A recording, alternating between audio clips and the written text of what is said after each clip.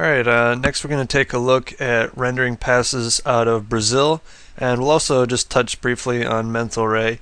Mental Ray is kind of set up the same way as V-Ray and Scanline are, so really there isn't hardly anything that you would do different there, but we'll just briefly touch on that in a minute.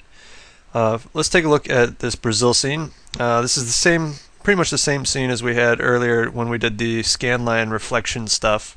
But I've just repurposed it, and now it's Brazil Advanced Materials, and I've added this torus knot, which has a material on it that is both reflective and refractive, just so we can work with both. But let's go ahead and take a look at the render settings here.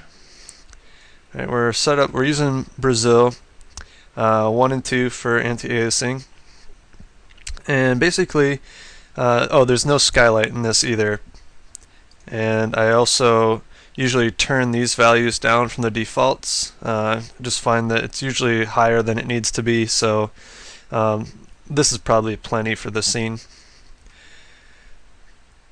So all of the pass control stuff is handled in this rollout, the render pass controls.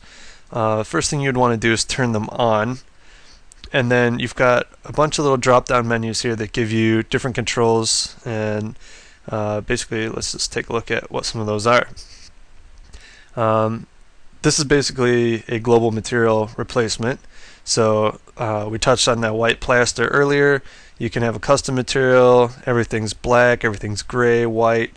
This is basically a matte material with the atmospheric settings turned on so that if you have fog passes, you can render fog passes. And then there's different chroma shadows, luma shadows, sky color, which will, if you have a HDR texture that you're using in the skylight, this will return just the colors on the normals of it. So there's quite a few options in here. Then there's different lighting overrides, so you can disable everything, do just the diffuse full bright, and specular. Then there's background color overrides, where you can pick your own: white, gray, black. Different reflection modes, where you can turn on just the reflections, just the refractions, or both. This can be handy sometimes, the disable environment maps. Basically, anything that you have in here in the environments, it's just going to turn that off. And then the base material pass, you can have reflect black, or no reflectivity or transparency. So let's go ahead and we'll just render out what this scene looks like normally. No passes yet, and we'll create our control image. So I'll go ahead and pause and do that. Alright, so here's that render. Let's go ahead and save this out. This will be our control. Okay, now let's take a look at those passes again. Now, the way that Brazil works is obviously a little different than the other renders we looked at.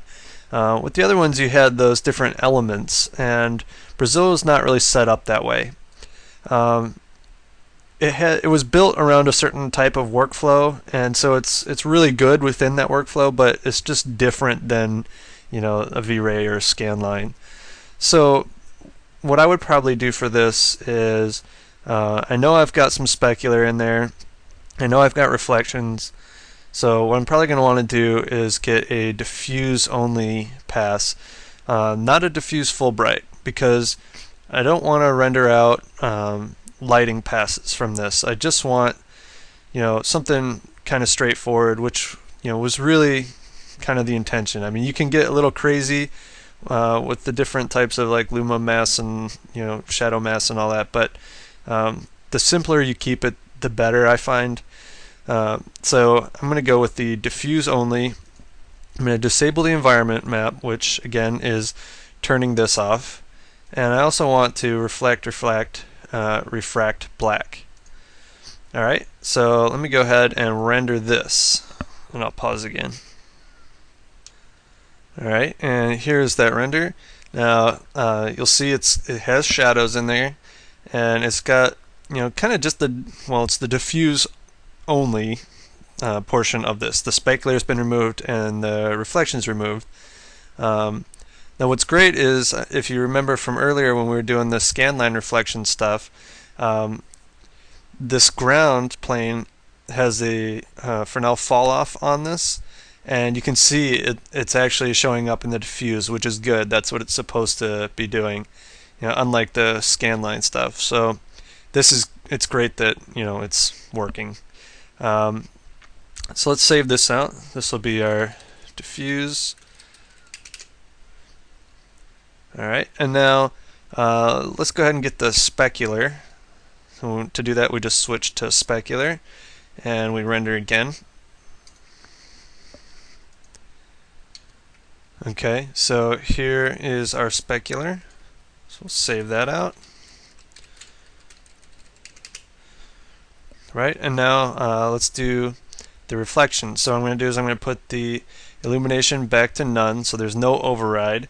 So it's just our spotlight that's in the scene.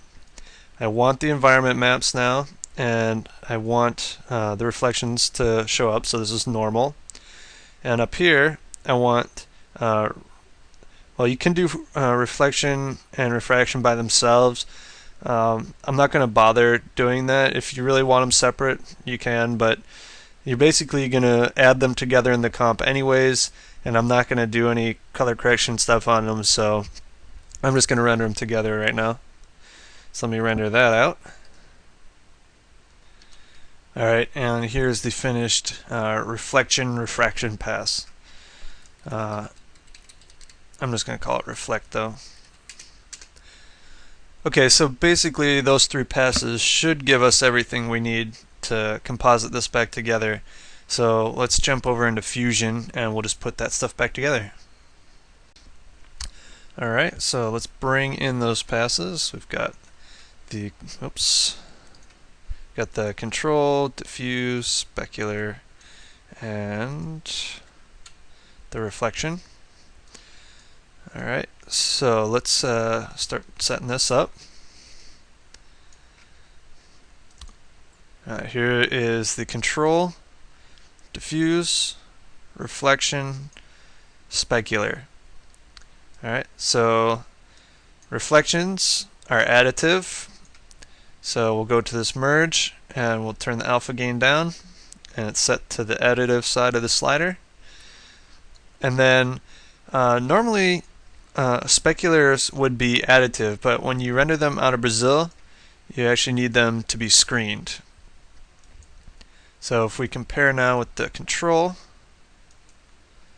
there you go, it's back together correct.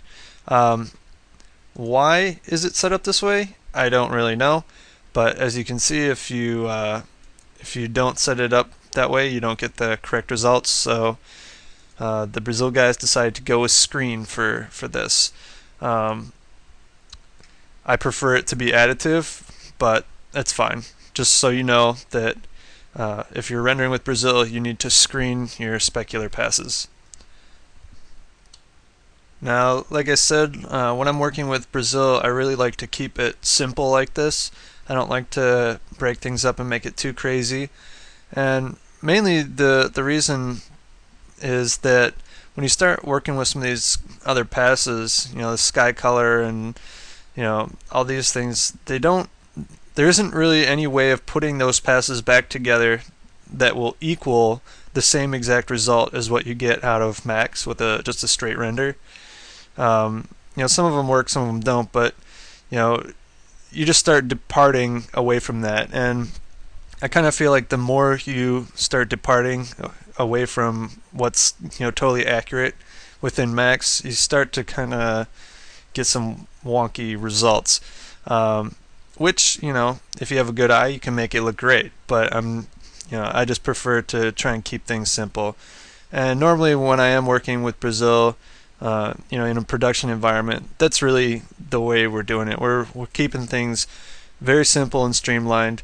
It's pretty much only like rendering a separate reflection pass if we need to, and most of the time it's just shaded lighting passes, all the textures and everything, and just like one or two lights, like a key light, a rim light, whatever.